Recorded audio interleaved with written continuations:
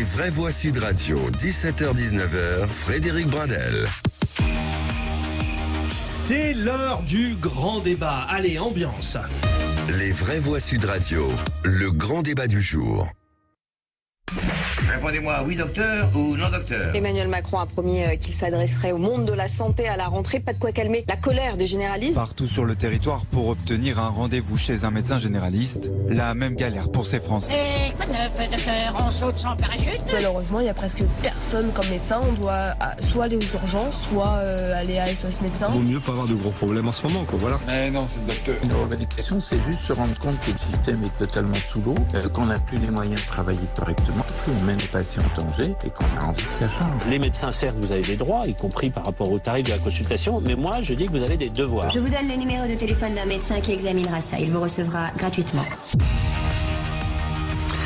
Un régal, Benoît, notre réalisateur, est de retour. Bravo pour cette atmosphère. Alors, le sujet, le débat du jour, nous vous posons la question. Aurélie Gros, Philippe Charlez et Boris Faure, nos trois vraies voix, vont deviser avec un médecin qui va être avec nous dans un instant. La question que nous vous posons, le métier de médecin généraliste, c'est pour vous 1. Prestigieux, 2. Passionnant, 3. Destructeur, 4. Repoussant. Eh bien, vous dites prestigieux à 35%, passionnant à 35%, destructeur à 11% et repoussant à 18%. C'est la tendance. Vous continuez de voter sur le compte Twitter Sud Radio et vous pouvez bien sûr donner votre avis au 0826 300 300. Les médecins libéraux donc sont de nouveau appelés à fermer leur cabinet dès aujourd'hui et jusqu'au 2 janvier. Une grève à l'initiative du collectif Médecins pour demain qui avait déjà lancé un premier mouvement très suivi le 1er et 2 décembre dernier.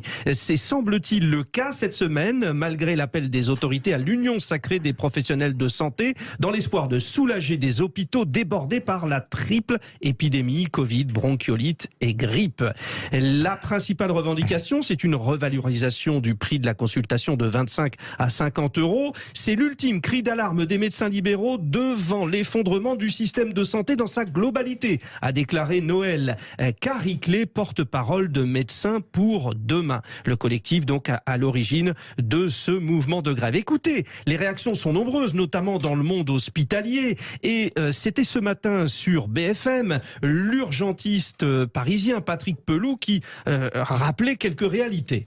C'est pas qu'on est saturé, on est sursaturé. Cette nuit, il n'y avait plus un lit de réanimation de disponible sur Paris et Petite Couronne. C'est donc vous dire la situation dramatique qu'on vit. C'est franchement pas le moment, alors qu'on est vraiment dans une situation épouvantable, où pour la première fois de l'histoire du SAMU, on a été obligé de faire des tours pour signer les certificats de décès, parce qu'il n'y a même plus de médecins la semaine dernière pour faire les certificats de décès. Donc il faut qu'on se mette tout autour de la table et qu'en effet, ça rejoint ce que disait le ministre, c'est-à-dire qu'il faut refonder tout le système. Parce que là, si vous voulez, les hôpitaux, on ne peut plus faire face. Il y a un manque de moyens, il y a des écarts salariaux entre le privé, la médecine de ville, l'hôpital qui sont considérables. Donc ça peut plus fonctionner comme ça. Alors, c'était donc Patrick Pelloux ce matin, qui d'ailleurs échangeait sur l'antenne de BFM avec Jean-Paul Hamon, médecin généraliste, président d'honneur de la Fédération des médecins de France, qui est avec nous. Je le salue, mais pour vous accueillir, docteur, quelque chose que vous entendez souvent. Docteur, quand je m'ennuie, je fume. Quand je fume, je tousse. Quand je tousse, je crasse. Quand je crasse, j'ai soif. Docteur, quand j'ai soif, je bois. Mais j'ai peur que ça devienne une coutume, alors je fume. Ah oui, on est quand même en période de fête. C'était Pierre Perret il y a quelques années. Mais ce petit clin d'œil, Jean-Paul Hamon, parce que c'est une volonté de ma part de vouloir un petit peu détendre l'ambiance. Mais c'est un peu ça, aujourd'hui, la vie des médecins. On demande tout et n'importe quoi aux médecins. Ça devient irrespirable. Il y a une espèce d'asphyxie, Jean-Paul Hamon. C'est-à-dire qu'il y a une espèce d'asphyxie, surtout parce qu'on manque de médecins. C'est un problème qui était prévisible depuis 20 ans. Moi, quand j'ai commencé à protester, à vraiment rentrer dans le syndicalisme, la pyramide des âges faisait que la désertification était annoncée si on n'augmentait pas le numerus clausus. Et là, non seulement on vient d'augmenter le numerus clausus, mais on ne fait rien pour inciter les jeunes médecins à s'installer, ni pour qu'ils continuent à travailler, parce qu'actuellement, le mouvement des médecins pour demain, c'est un mouvement qui a été initié par des jeunes médecins qui ne peuvent pas travailler dans des conditions correctes, qui n'ont pas les moyens de se payer du personnel, ni d'avoir des locaux corrects pour accueillir correctement les patients. Et malheureusement, c'est dommage parce que pour moi, c'est un métier qui est passionnant à exercer, que je ne peux pas quitter. Et si j'ai fermé mon cabinet cette semaine, justement en soutien au mouvement des jeunes médecins, je ne le fais pas de gaieté de cœur. C'est la première fois que je pars une semaine sans prendre un remplaçant.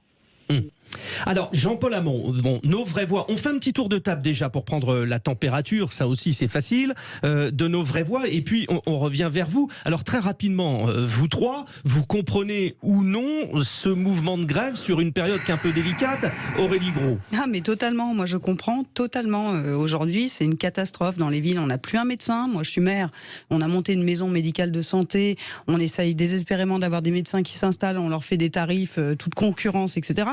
C'est juste l'enfer et les citoyens sont complètement désemparés. Alors ça me fait beaucoup rire quand on parle du problème de l'hôpital et du problème de la médecine générale, mais effectivement c'est tout le système de santé qu'il faut revoir dans son ensemble. Et nous on a effectué des travaux notamment au G500 justement et avec le collectif Santé en danger et d'autres collectifs autour des questions de désertification médicale. Ça s'appelle les hussards de la santé. Il y a un rapport qui a été donné d'ailleurs aux décideurs, mais il va être temps de se bouger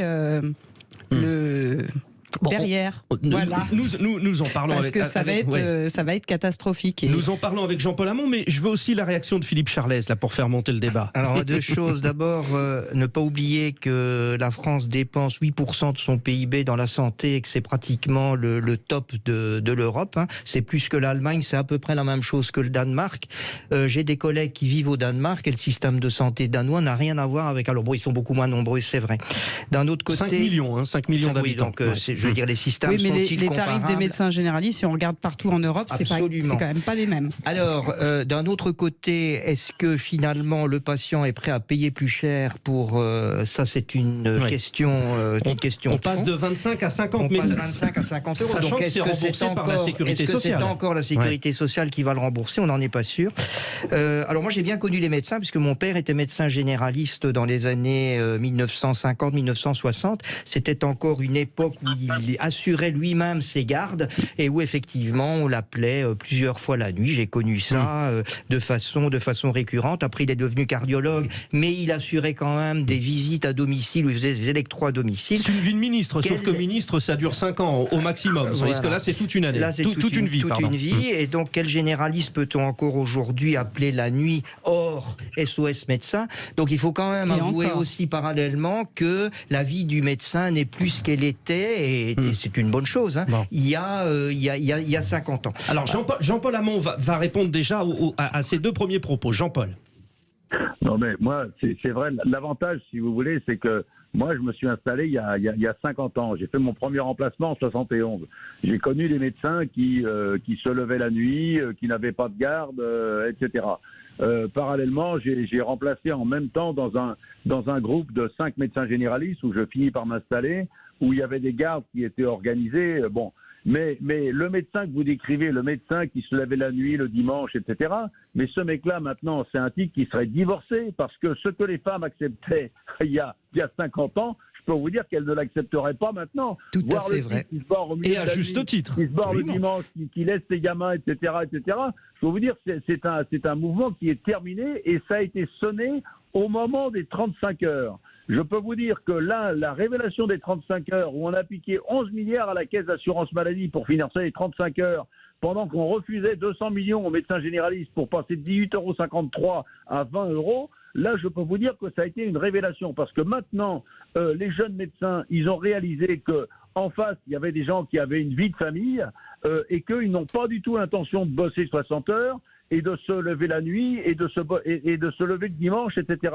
Donc, si vous voulez, les choses ont changé, il faut l'admettre. Maintenant, moi, dans mon groupe de 5 médecins généralistes, si on veut assurer une continuité des soins, il faudra qu'on soit au moins 7, voire 8 médecins pour assurer une continuité des soins. Oui. Mais ce qu'il faut, c'est maintenir cette continuité des soins, admettre que les choses ont changé, mais qu'en même temps, ce métier n'a pas changé parce que vous êtes toujours confronté à la maladie, à la mort, à la fragilité de l'existence. Et ça, vos patients vous le rappellent quotidiennement, mais le gouvernement ne veut absolument pas entendre que ce métier est difficile à exercer, au point qu'il impose actuellement aux seuls médecins généralistes, aux internes en médecine générale, de faire une 10e année d'études et à le faire exclusivement dans le désert, sans mettre la moindre concertation, sinon loger les personnes.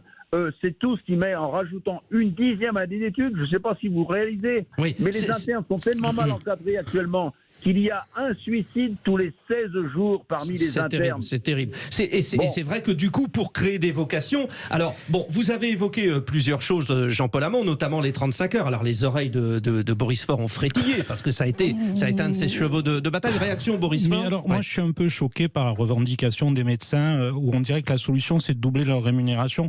Pardon, je crois que c'est pas le problème. Pendant longtemps, les médecins de famille étaient effectivement au service des patients, mais depuis quelques années, ce sont les patients qui sont totalement dépendants de la disponibilité de leurs médecins. Je ne nie pas que les médecins travaillent beaucoup et même trop, mais c'est un problème de recrutement. C'est pas un problème en faire un problème de rémunération. Moi, pardonnez-moi, mais un médecin, j'ai vérifié les chiffres. En début de carrière, c'est 4 500 € en moyenne. En fin de carrière, c'est 9 à 10 000 € pour un généraliste. Donc, en période de fête, au moment où des Français se serrent la ceinture, excusez-moi, mais ces médecins-là, je suis pas d'accord avec eux. Ah, réaction. Alors Jean-Paul Hamon, c'est à vous. Non, mais vous savez, les médecins en moyenne travaillent 58 heures par semaine. D'accord ? On assure une continuité des soins, on assure une coordination des soins. On a monté des maisons médicales de garde qui sont sous-utilisées. Le système de santé fait que les urgences hospitalières ne sont pas régulées. Pour la première fois cette année, on a régulé l'accès aux urgences parce que on manquait de médecins. Mais si on avait un système de santé qui marchait, les médecins qui réclament actuellement 50 €, en fait, ils réclament de bosser avec du personnel. Moi, j'étais devant le ministère l'autre jour, le 1er décembre, avec le millier de médecins qui étaient là, d'Île-de-France, qui étaient venus manifester devant le ministère. Il y avait 70% de jeunes femmes. Et ces jeunes femmes, il y avait 3 de mes ex-internes qui étaient installés depuis 4-5 ans, mais qui me disaient, mais Jean-Paul, moi, si on continue à 25 €, je vais licencier ma femme de ménage. Elle n'avait pas les moyens de se payer une secrétaire. Donc, si vous bossez sans secrétariat présentiel dans ce métier, mais vous devenez dingue. Vous pouvez pas à la fois accueillir vos patients, répondre au téléphone, prendre des rendez-vous, répondre au secrétariat téléphonique que quand même vous pouvez vous payer, etc. Il faut pouvoir bosser de façon correcte. C'est un métier qui est dur, je vous le rappelle. Et moi, je me souviens de l'état dans lequel était une de mes associées qui venait de prendre dans la même semaine une gamine qui avait une tumeur cérébrale et une autre qui était atteinte d'une leucémie et qui avait l'âge de ses enfants. Est-ce que vous pensez que quel métier on exerce? Oui, il y a aussi, cette difficulté humaine. Il faut pouvoir le faire dans de bonnes conditions. Et les rémunérations actuellement des médecins français, elles sont inférieures à la moyenne européenne de loin. Le tarif de la consultation en Europe, il est de 46 €, je vous rappelle. Alors, les autres médecins, excusez-moi, les autres médecins européens travaillent avec 2 salariés, 5 par médecin, alors que les médecins français travaillent avec 0,3 salariés.